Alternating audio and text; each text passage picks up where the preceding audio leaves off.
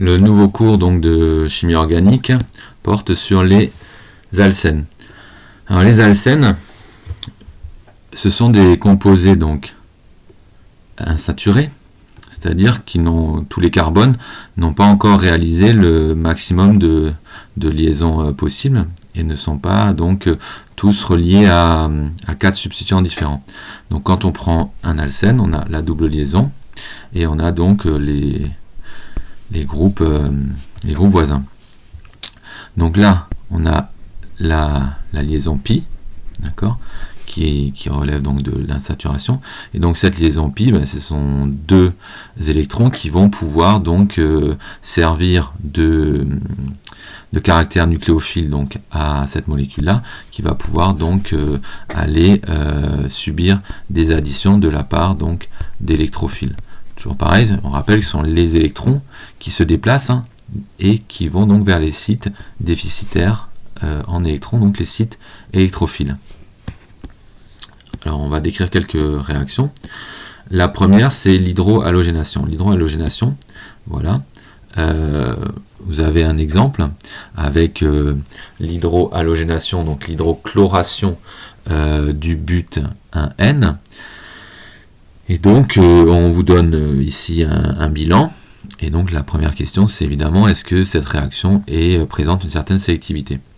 Alors, l'addition, on remarque effectivement, on a additionné à l'issue de cette réaction, on a additionné donc sur la double liaison, on a additionné donc un H et un Cl, ou un Cl et un H.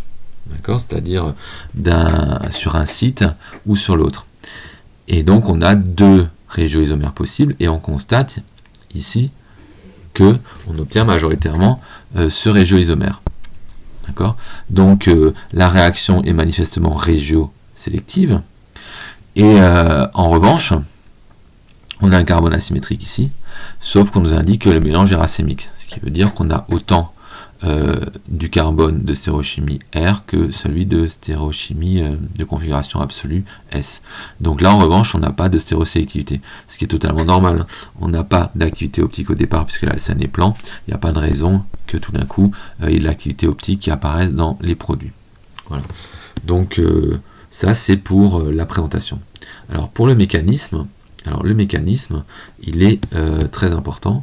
Et c'est, vous allez voir, un mécanisme assez facile à retenir et qui fait juste appel à un minimum de bon sens.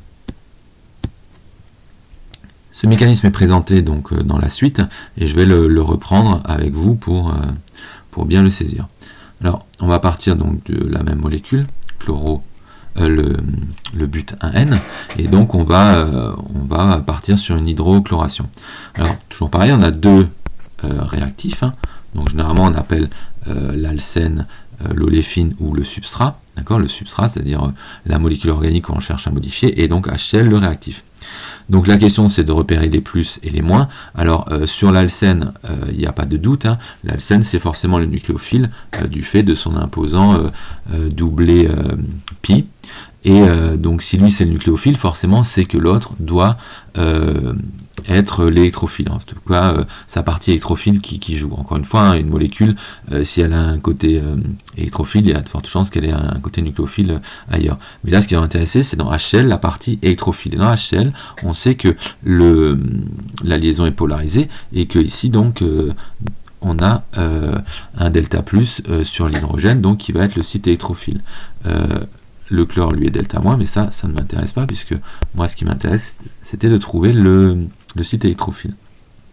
Donc j'ai mon nucléophile ici, et j'ai l'électrophile. Donc on fait comme d'hab, on déplace donc les doublés nucléophiles vers les sites électrophiles, et donc comme l'hydrogène ne peut pas avoir plus de deux électrons partagés, il expulse ceux de l'autre côté. Et donc on va se retrouver avec l'hydrogène qui s'est fixé donc sur l'alcène, sauf que là j'ai deux possibilités, où il se fixe de ce côté-là, laissant ici un carbocation, ou il se fixe de l'autre côté, laissant le carbocation ici. On récupère bien sûr Cl- nu, Voilà. Et donc là, à nouveau, la question se pose, est-ce que je repère où sont les plus, où sont les moins? Là c'est tout facile, hein. Le carbocation donc, fait office d'électrophile, et cette fois-ci, c'est le chlorure qui fait office de nucléophile. Et donc, on va pouvoir additionner le Cl sur le carbocation. Et donc, on a deux produits possibles, qui sont donc les deux produits annoncés, donc le Cl ici, ou alors, lorsque le H donc c'est fixé là, ou alors, dans ce cas-là, le chlorure de ce côté-là, lorsque on a fixé le H de ce côté-là. Donc on a bien les deux produits annoncés. Et donc la question qui reste, c'est de savoir quel est le produit majoritaire. Alors pour répondre à cette question, on va tracer le profil réactionnel de la réaction. Alors le profil réactionnel de la réaction, on a donc l'énergie potentielle en fonction de la coordonnée de réaction. Et donc on part du réactif, donc le réactif, je rappelle, c'est l'alcène. Et donc on a deux possibilités de carbocation. Et donc on a vu que lorsque le carbocation était secondaire, comme c'est le cas ici, il y a deux effets inductifs donneurs qui le stabilisent. Alors que ici, le carbocation est primaire, donc il n'y a qu'un seul effet plus I. Ce qui va faire que le carbocation du haut, celui-ci là, va être plus stable que celui du bas. D'accord ? Celui du bas est moins stable du fait d'avoir qu'un seul effet inductif donneur. Donc quand on place ces deux carbocations, on va avoir le carbocation primaire qui est ici, et le carbocation secondaire qui est plus... Pardon, je fais l'inverse de ce que je dis. Donc le carbocation secondaire qui est plus stable en bas, puisqu'il y a deux effets inductifs donneurs, je répète, et le carbocation primaire moins stable, donc plus haut en énergie.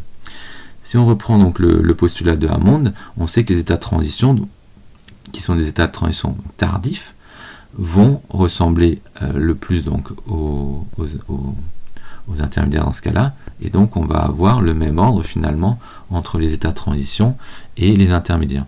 Ce qui fait que ça va être beaucoup plus facile de franchir cette barrière-là que celle plus haute. Et donc ce composé-là va être obtenu donc majoritairement et pourra donc conduire majoritairement au produit donc avec le chlore en position 2 ici.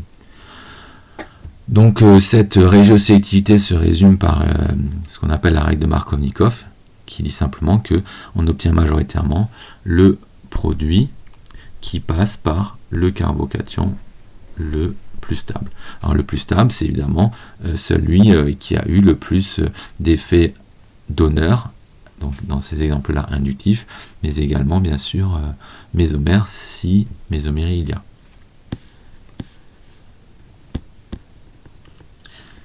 Alors une autre remarque bien sûr, c'est sur la stéréosélectivité. Donc on a dit que là le carbone asymétrique était obtenu en proportion égale dans les deux configurations absolues.